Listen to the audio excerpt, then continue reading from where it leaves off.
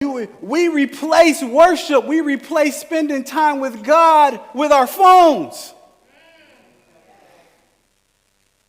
We replace worship with money and relation with who I know on the earth and with power and how much I have and my personal well-being. If I can get you obsessed with games, if I can get you obsessed with social media postings, if I can get you obsessed with likes and shares, I can then turn you away from the living God and you will drift and not even know it.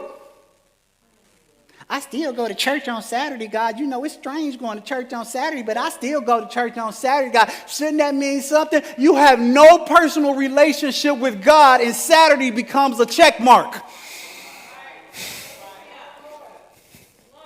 Sunday becomes a check mark that I did my duty for the week, but I have not talked to God all week long. Y'all know how we do it, Revive.